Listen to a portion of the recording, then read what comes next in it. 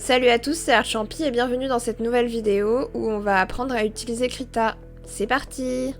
Je vais vous présenter un peu l'interface de Krita avant de commencer. Donc déjà, moi, j'ai choisi ma propre interface. C'est moi qui ai placé mes choses à ces endroits-là.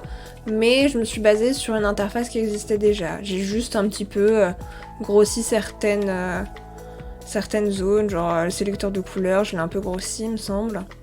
Mais voilà, donc on va commencer par la partie qui est à droite. Donc vous allez avoir votre vue d'ensemble où vous allez avoir votre dessin et vous pourrez déplacer votre vue par rapport à ce dessin. Je vous montrerai tout à l'heure.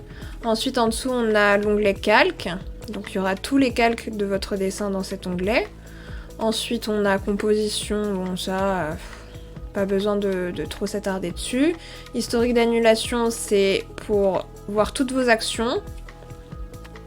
Alors, il n'y a pas toutes vos actions depuis la création de votre dessin. Hein. Au bout d'un moment, ça les comptabilise plus, ça se réactualise. Mais les dernières actions que vous avez faites seront notées ici. Donc des fois, si vous avez eu un souci dans votre dessin, vous pouvez lire les actions que vous avez faites et remonter comme ça les actions, parce que si vous cliquez sur l'une des actions, ça va revenir à ce moment-là. Ensuite, en dessous, on a une partie très importante, c'est les préférences d'outils. C'est très utile pour modifier des outils, on va voir tout à l'heure par exemple, pour l'outil ellipse. Donc cette zone-là, si vous voulez changer quelque chose sur votre outil, il faut bien regarder cette zone-là. Bon, ensuite on va passer de l'autre côté. Donc on a en haut tous les outils. Je vais pas tous vous les passer en revue, on les verra au fur et à mesure des vidéos. Ensuite, moi j'ai choisi de mettre la palette parce qu'il y a beaucoup de jolies couleurs dans cette palette et j'en utilise pas mal, enfin c'est assez pratique. En dessous on a le sélecteur de couleurs qui est assez utile aussi. Il y a l'autre sélecteur de couleurs mais je le trouve moins pratique. Et ensuite on a toutes les brosses qui sont en bas. Donc vous prendrez l'outil brosse quand vous voudrez dessiner. Et vous choisirez la brosse qui vous convient ici ensuite. Donc en haut on a les onglets habituels, fichier, modifier, etc. Fichier, ça va vous servir si vous voulez faire un nouveau dessin pendant que vous avez déjà un dessin d'ouvert ou même pas forcément. Vous pouvez ouvrir vos anciens dessins, les enregistrer, enregistrer sous, les exporter. Très important. Modifier, moi je m'en sers rarement, mais si vous n'êtes pas à l'aise avec les raccourcis, ici vous pouvez CTRL Z, donc annuler ou refaire l'action. Et ensuite, il y a sélectionner, qu'on va pas mal utiliser dans les vidéos. Peut-être pas dans celle-là, mais dans d'autres sûrement. Surtout parce qu'on peut inverser la sélection. Donc vous avez sélectionné une zone et en fait vous voulez l'inverse de votre sélection. Donc ça va sélectionner ce qui n'était pas sélectionné à la base. Ensuite on a les filtres, les outils, etc. Bon. Le plus utile c'est fichier et pourquoi pas sélection. Donc là, on va directement cliquer sur nouveau fichier. Donc ça vous ouvre une petite fenêtre. La fenêtre de base, c'est la plus utile, on va dire. Vous pouvez regarder un peu le reste. Ça, c'est pour l'animation. Parce que vous pouvez faire un peu d'animation avec Krita. Ensuite, il y a des modèles design, c'est des formats prédéfinis. Bon, c'est pas le plus pratique, je trouve. Ça, pour les textures, ça peut être pratique si vous voulez faire vos propres brosses, vos propres textures. Et voilà. Et le modèle bande dessinée, mais moi, je trouve pas ça spécialement pratique. J'avais testé un peu comme je fais un peu des mangas, mais j'ai pas trouvé l'utilité. Après, si vous avez envie, on fera une vidéo en utilisant un de ces modèles ou une de ces grilles. Donc nous, on va rester sur documents personnalisés. Donc là, vous avez d'abord la taille de l'image. Je vais vous demander de choisir pour cet exercice dans prédéfini un format A4. Si vous avez un bon ordinateur, prenez 600 ppi. Si votre ordinateur est plutôt moyen, prenez 300, mais essayez de ne jamais prendre moins de 300. Parce que sinon, après, votre image, elle va être vraiment trop enfin trop pixelisé, ça va pas être beau. Le plus beau c'est 600 parce que du coup il y a plus de pixels dans l'image. Parce que du coup les PPI c'est les pixels par inch, je crois que c'est inch. Et plus vous avez de pixels, plus votre image est jolie quoi. Donc moi je vais prendre 600 parce que j'ai un bon ordinateur. Ensuite vous allez choisir votre format, donc portrait ou paysage. Et bon, pour cet exercice-là, on va laisser en RGB alpha. Il y a d'autres choses, il y a le CMYK alpha qui peut servir de temps en temps. Mais là, on va rester en RGB. Donc, vous pouvez cliquer sur créer et ça vous génère votre espace de travail. Donc là, vous voyez que j'ai un calque de background, donc c'est le fond blanc. Donc si je l'enlève, on voit que j'ai des petits carreaux. Et ça, ces petits carreaux, ça veut dire qu'il n'y a pas de fond. Donc si vous voulez faire des PNG, si vous avez fait votre dessin avec le background, il faut le cacher ou le supprimer pour que ça vous fasse un PNG et que du coup votre image n'ait pas de fond. Donc pour cet exercice-là, on va voir l'outil ellipse. Donc c'est celui-là, je vous laisse le sélectionner et on va faire une boule de billard. Donc j'ai pris une petite image de référence, normalement je la cherche. Donc voilà, une fois que vous avez trouvé votre image de référence dans votre dossier, vous allez avec votre souris, vous pouvez le faire avec le stylet aussi, cliquer sur votre image. Et en restant cliqué, vous allez déplacer votre souris, vous allez glisser dans Krita, vous allez lâcher votre clic, et là, on veut l'insérer en tant qu'image de référence. Donc il y a différentes choses qu'on peut faire en tant que calque de fichier, ou l'ouvrir dans un nouveau document. Là, ce qu'on veut, c'est une image de référence, on va avoir un modèle.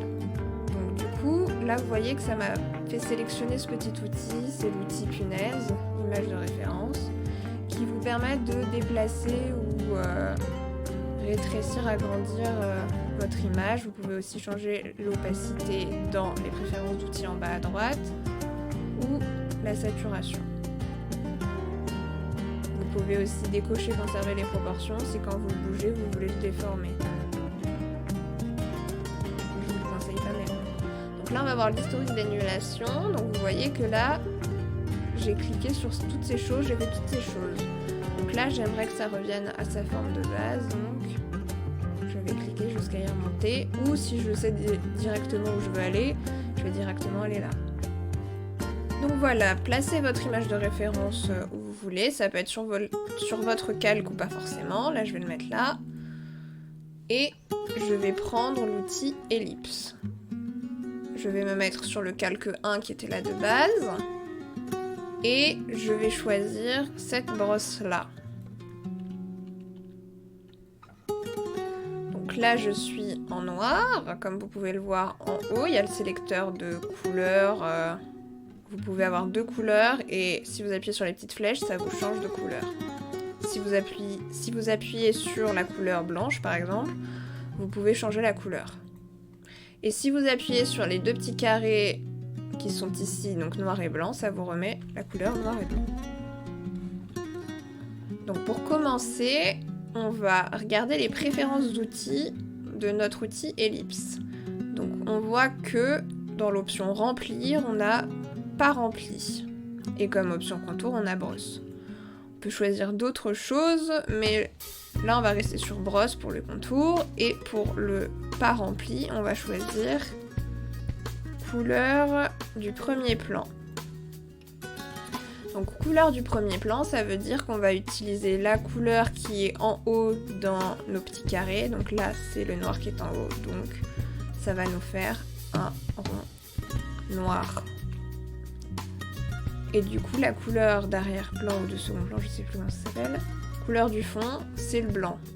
Donc si on choisit couleur du fond, ça va nous faire le fond blanc, mais ça nous fait le contour noir. Donc ce qui veut dire que vous pouvez choisir une couleur de contour et une couleur de remplissage, et ça vous fait les deux à la fois. Là, je vais retourner dans mon historique et je vais enlever mon rond.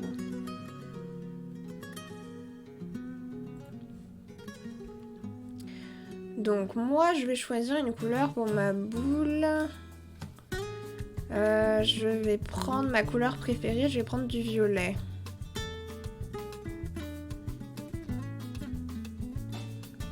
Donc sur votre clavier, placez votre doigt vers la touche Shift.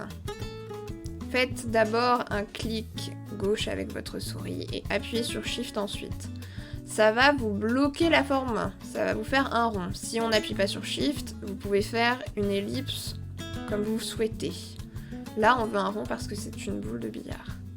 Une fois que c'est bon, vous relâchez tout et voilà, ça vous fait votre rond. Renommez votre calque en rond par exemple. C'est très important de renommer ces calques parce que au fur et à mesure des exercices et de vos dessins, vous allez avoir beaucoup de calques et si vous les renommez pas, vous allez être complètement perdu et ça va vous faire perdre du temps. Donc maintenant, je vais ajouter un nouveau calque. Donc si vous voulez ajouter juste un calque de base, il suffit de cliquer sur cette petite icône. À côté, vous voyez qu'il y a un petit triangle. Si vous cliquez dessus également, vous avez plein d'options de calque ou de masque. Nous, ce qui va nous intéresser pour cet exercice-là, ça va être le calque de dessin et le calque de groupe. Donc là, on veut un calque basique, donc on va mettre calque de dessin. Là, je vais activer le petit A qui est à côté du cadenas, c'est l'héritier alpha. Ça veut dire que si je veux dessiner, par exemple, je vais prendre ça et ça. Si je veux dessiner, ça va me dessiner sur toutes les zones qui sont déjà dessinées ou qui ont déjà une couleur. Là, vous voyez que ça me dessine du coup sur le violet de ma boule et sur mon fond qui est blanc. Donc j'ai pas très envie que ça colorie sur mon fond, donc je vais ajouter un calque de groupe. Dans mon calque de groupe, je vais mettre mon rond et mon calque 2. Et là, du coup, le calque de groupe, ça vous sépare vos calques. Ça veut dire que là, je n'ai pas mis mon fond dans mon calque de groupe, ça veut dire qu'il considère que le fond n'est pas dans la même dimension, on va dire, que les deux autres calques. Ça veut dire que mon héritier alpha ne prend en compte que mon rond violet. Donc il ne déborde pas sur le blanc. Et on peut colorier que la zone qu'on veut. Donc là, j'ai envie de faire des ombres sur ma boule de billard. Il y a plusieurs façons de faire, je vais vous montrer les deux. Quand on débute, on n'est pas forcément à l'aise avec le stylet et même avec les interfaces, donc on peut utiliser l'outil dégradé. L'outil dégradé nous offre des nouvelles préférences d'outils, et là on voit que la forme elle est linéaire. Comme ça l'indique, ça va être droit. Vous voyez ? Comme ce qu'on veut faire c'est une boule de billard c'est rond. Donc on va choisir radial dans les préférences d'outils. Ensuite, il faut choisir une couleur adéquate. Je vous déconseille d'utiliser du noir pour faire vos ombres, même en dégradé, sauf si vraiment vous faites une couleur proche du noir, du bleu marine ou que des nuances de gris. Mais quand on est en couleur, on va prendre une nuance plus foncée et pas du noir. Donc pour faire marcher l'outil dégradé, il vous suffit de clic gauche et vous voyez ça vous fait une petite ligne et ça va déterminer la largeur de votre dégradé. Donc là par exemple si je m'arrête là, ça va faire comme ça. Sauf que là ce que je veux c'est une boule. Et si j'ai choisi le rond, le foncé ça ne va pas pour faire le rond. Donc en fait il faut choisir une couleur claire.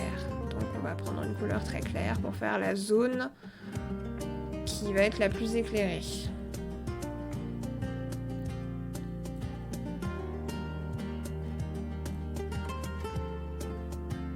Voilà. Une fois que votre dégradé de lumière vous convient, verrouillez-le. Ajoutez un nouveau calque, réactivez l'héritier alpha.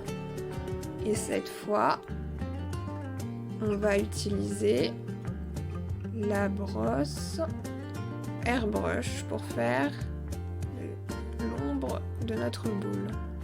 Donc comme vous voyez sur l'image de référence, les ombres prennent des formes assez arrondies. Donc il faut faire votre ombre de façon arrondie. Donc là vous allez prendre votre stylet et vous allez devoir le faire à la main. Si la taille de votre brosse est trop grande ou trop petite, vous avez ici la taille de la brosse, donc vous pouvez la réduire ou l'agrandir. Il y a un petit raccourci clavier que moi j'utilise tout le temps, ça je l'utilise rarement sauf si je veux une taille précise, donc je vais taper la taille que je veux. Si vous restez appuyé sur Shift et que vous posez votre stylet et que vous le laissez poser ou votre souris enfoncée, sur le calque, vous voyez mon rond il grandit et ma taille elle grandit quand je vais de droite à gauche en fait. Je fais un mouvement de droite ou vers la gauche pour grandir ou rétrécir mon rond. C'est ultra pratique pour changer la taille.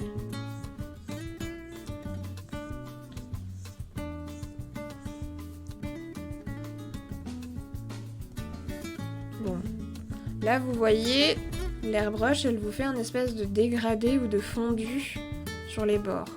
Sauf que là, la forme ne me plaît pas. Donc j'ai pris la brosse coton-tige et ça va vous permettre de lisser encore un peu, d'atténuer, de modifier un peu la forme et en même temps l'espèce de dégradé que vous avez. Ensuite, comme vous voyez, une boule de billard, c'est assez brillant. Donc il y a des petits reflets, etc. Donc je vais rajouter quelques reflets. Je rajoute un calque, je réactive Verity Alpha. Et là, je vais me resservir de l'outil dégradé et je vais prendre une couleur vraiment très claire.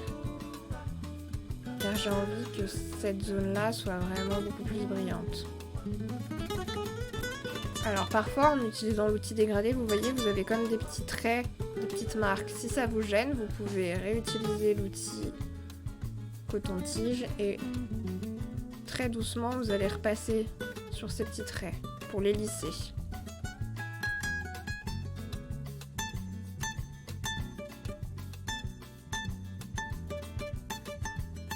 Voilà, alors maintenant je rétrécis mon groupe. Vous voyez, sur la petite flèche, je le cache, je me mets sur le groupe et je vais ajouter un autre calque de groupe et je vais en profiter pour les renommer. Donc celui vous avez fait la base de votre boule ou de votre ballon ou peu importe ce que vous avez choisi de dessiner.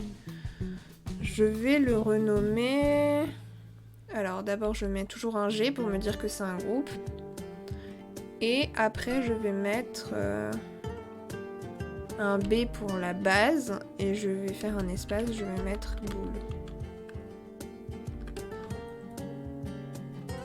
Pour l'autre je vais remettre un G et je vais mettre G et je vais mettre numéro. Je rajoute un calque dans ce groupe. Je reprends mon outil ellipse. Cette fois-ci, je vais prendre la couleur blanche. Et je vais la faire tirer un tout petit peu dans le violet. Je vais sélectionner à nouveau cette brosse. Et... c'est bon. Je recommence à faire un rond. J'appuie sur Shift. Une fois que j'ai cliqué sur mon calque. Et je choisis la taille de mon rond. Alors là, par exemple, si vous voulez faire une boule vue de face, vous pouvez mettre votre rond blanc au milieu. Par contre, si vous voulez faire une boule sur le côté ou une boule complètement tournée, vous pouvez déplacer votre rond à d'autres endroits. Si vous voulez le faire complètement tourner, il faudrait le mettre là. Et prendre une gomme par exemple et gommer la zone qui dépasse. Ça c'est la version que tout le monde, enfin que tout débutant ferait. Mais du coup c'est pas très pratique. Donc ce que vous pouvez faire c'est pour remettre sur le rond. Utilisez ce petit outil qui est un sélection par couleur. Ça veut dire que ça va vous sélectionner une couleur en particulier. Là, je ne veux pas que ça me sélectionne le violet parce que du coup, si je veux gommer, je pourrais gommer que dans ma sélection, donc que dans mon violet. Je vais cliquer sur le fond. Patiente un peu parce que des fois c'est un peu long. Voilà, ça m'a sélectionné le fond. Je vais me remettre sur mon rond. Je vais appuyer sur la touche Supre ou je vais prendre ma brosse gomme et gommer. Et ça va me retirer le surplus.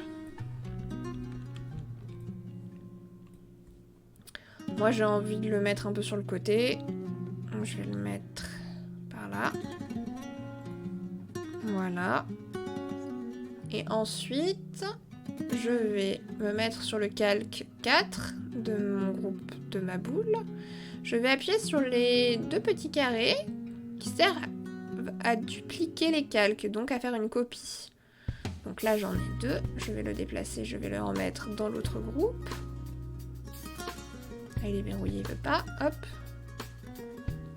Et du coup, vous voyez, ça me remet le même dégradé au même endroit et juste sur la zone claire. Je vais choisir une couleur foncée mais toujours un peu claire et je vais activer le petit damier qui est à côté du A. Ça vous permet de colorier sur ce calque-là uniquement dans la zone qui est déjà coloriée. Donc là, vous voyez que c'est pas assez foncé, donc on va choisir une couleur plus foncée. Jusqu'à ce qu'on ait la couleur qui nous convienne.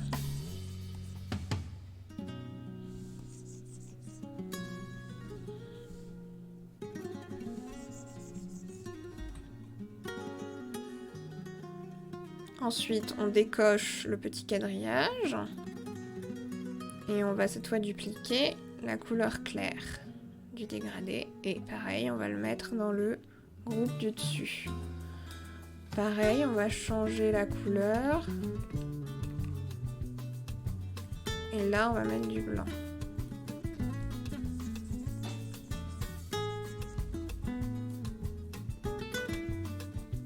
On désactive les petits carreaux. Et cette fois-ci, on va prendre l'outil texte. Donc le petit T tout en haut dans vos outils. Pour écrire du texte, il faut d'abord tracer entre guillemets une zone de texte. Donc vous allez faire un clic gauche ou un coup de stylet sur la tablette. Et en restant appuyé, vous voyez, je me déplace et je vais choisir ma zone de texte. Il vous remplit automatiquement avec du texte. Et moi, je vais choisir un numéro à mettre sur ma boule. Je vais mettre le numéro 6. Donc, je vais choisir une taille plus grande pour mon texte. Parce que là, c'est pas du tout assez grand.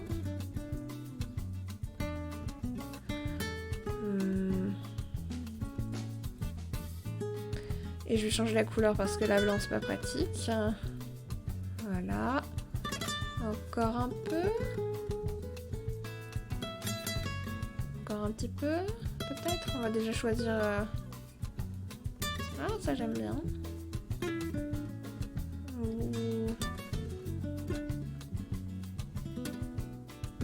Non. On va rester sur celle-là. Et on va regrossir encore. Hop. Donc là, vous voyez que ce nouveau calque, ils appellent ça un calque vectoriel. Et moi, je ne veux pas d'un calque vectoriel, je veux d'un calque basique. Parce que du coup, on ne peut le modifier, ce calque-là, que dans l'éditeur de texte. Et ça m'embête un peu. Donc je vais rajouter un calque. Je le place en dessous de mon calque vectoriel. Je me mets sur mon calque vectoriel et je vais faire la commande CTRL-E sur mon clavier. Ça va fusionner les deux ensemble. Et du coup, mon calque qui était un calque vectoriel, c'est devenu un calque comme les autres. Je vais prendre l'outil transformation pour déplacer mon calque. Et je choisis un peu l'endroit où je veux le mettre. Voilà, C'est pas mal. Je vais le mettre là, au-dessus. Et vous voyez, ça fait un léger dégradé du coup dessus. Bon, maintenant, notre boule de billard, elle est un petit peu trop lisse dans sa couleur. Il n'y a pas assez de reflets. Donc je prends cette brosse-là, la Basic 5 Size, et je vais me remettre dans ce groupe-là, rajouter un calque. Et je vais essayer de reproduire un peu des reflets qu'il y a dans mon image de référence. La particularité de cette brosse, c'est que l'épaisseur de votre trait, il varie selon comment vous appuyez avec votre stylet. C'est une brosse que j'aime beaucoup, je travaille quasiment que avec celle-là, on va dire. Pas que, hein, mais presque que, parce qu'elle est vraiment pratique. Elle est un peu dure à prendre en main, donc si vous voulez réussir à dessiner avec, il faut pas mal d'entraînement. Mais en vrai, ça vaut le coup. Hop, je vais les dépliquer. Et pareil, je les mets dans l'autre groupe. Et maintenant, je vais utiliser la barre de l'opacité et je vais la baisser un peu. Je vais la mettre à 57 et dans l'autre calque aussi, à peu près. Voilà. Si les bords ne vous plaisent pas parce que vos bords ne sont pas parfaitement lisses, vous pouvez remettre un petit coup de coton-tige. Et vous voyez que du coup ça atténue beaucoup l'effet. Donc le coton-tige, n'en abusez pas. C'est mieux de regommer une zone qui vous plaît pas plutôt que d'abuser du coton-tige. Parce que dans certaines situations ça vous aide pas. Par contre, je vais faire un test sur ce côté pour voir ce que ça donne. Et après, je vais rajouter d'autres petits reflets et d'autres petits détails.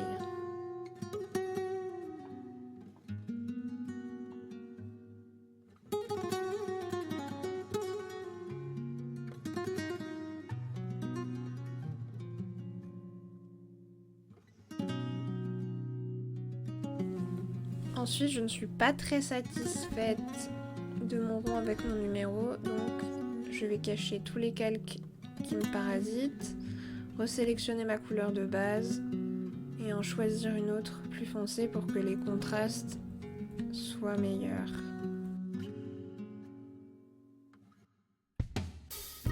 Là, je décide de retirer mon 6 de mon groupe parce qu'il me gêne plus qu'autre chose pour voir ce que je suis en train de faire.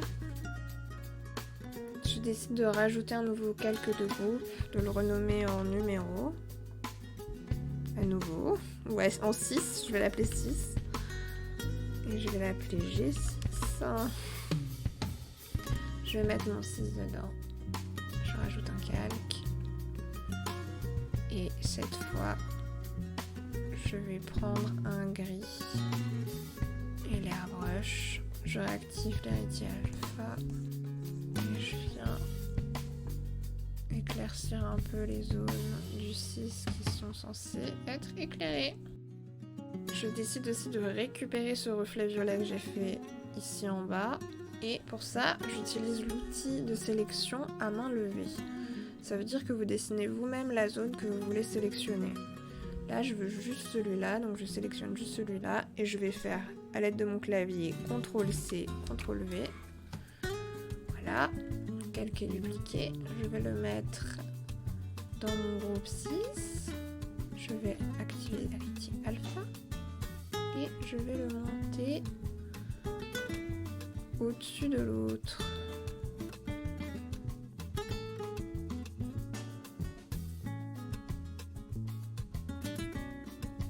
Ah non, je me suis trompée.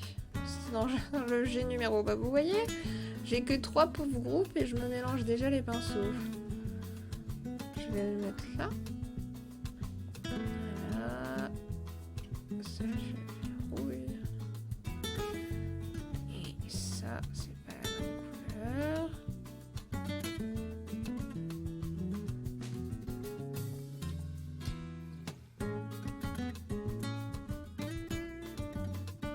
Prenez un peu de recul sur votre dessin de temps en temps, ça vous permet de regarder votre dessin dans sa globalité. Quand vous êtes vraiment zoomé sur une partie, vous oubliez l'ensemble de votre dessin et souvent vous ratez des erreurs. Vous pouvez aussi le pivoter. Bon là ça fait un peu bizarre parce que du coup le 6 est en miroir, mais tenez compte juste des ombres et des lumières pour voir si c'est bizarre ou non. Et si ça vous choque, ça veut dire qu'il y a peut-être un souci à corriger. Hop. Donc du coup dans 6, je vais mettre un autre calque. Et je vais rajouter un reflet moi-même à la main avec mon airbrush si je la trouve. Et je vais choisir du... peut-être pas du blanc, du gris clair. Et je vais faire juste un petit reflet. Là c'est un peu trop clair donc mon petit quadrillage. Et je change la couleur. Ce n'est pas grave si vous trouvez pas la bonne couleur du premier coup, l'important c'est de savoir que c'est pas la bonne couleur et de changer jusqu'à ce que ça vous convienne. Voilà. Je vais verrouiller tous mes calques et je vais en rajouter un tout en bas, juste au-dessus de mon fond. Je vais reprendre mon outil ellipse. Je vais maintenant faire l'ombre portée de ma boule. Ah, j'ai pas pris la bonne brosse.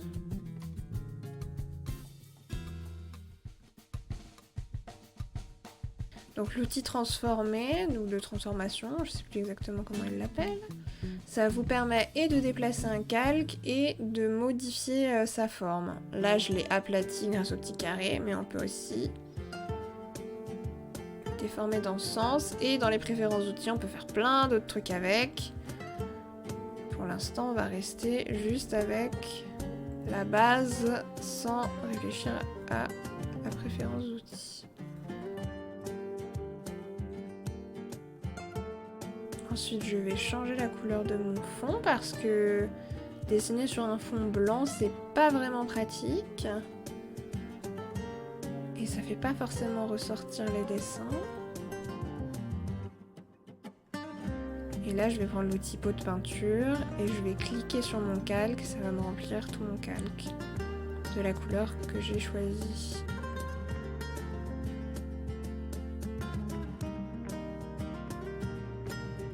Vous pouvez aussi changer la couleur de votre calque directement avec l'outil pot de peinture comme je viens de faire.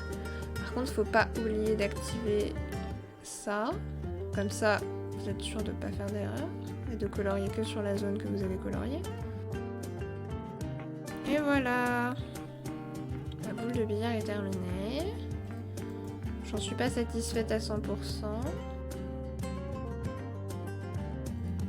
Je suis une éternelle insatisfaite quand je dessine en même temps. Toujours envie de faire mieux.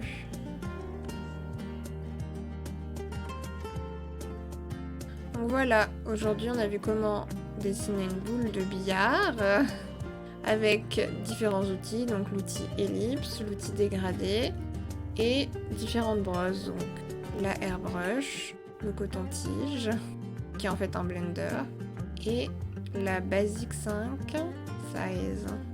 Donc le principe est le même si vous voulez refaire des essais avec d'autres formes sphériques qu'une boule de billard. Vous pouvez faire un ballon de basket, un ballon de plage, une boule de Noël. Ça va être le même principe.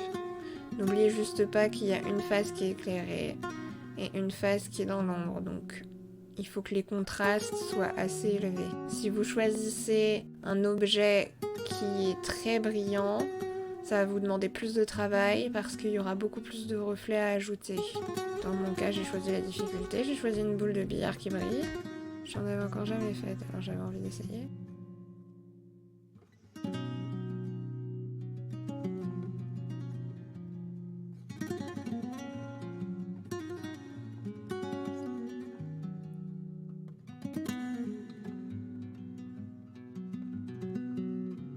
Je viens de me souvenir que j'ai oublié de vous montrer comment enregistrer votre votre dessin, je suis désolée. Alors il vaut mieux le faire dès le début. Donc il faut faire fichier enregistrer sous par exemple, ou enregistrer comme c'est la première fois.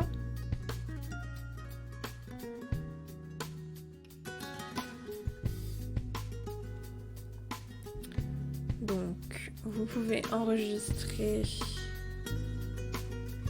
votre image. Donc là, le type de fichier, c'est un type de fichier Krita. Vous pouvez aussi l'enregistrer en JPEG, mais là, c'est pas ce qu'on veut. Cliquez sur enregistrer. Attendez que la petite barre bleue arrive jusqu'au bout. Et ensuite, vous pouvez l'exporter en faisant fichier exporter.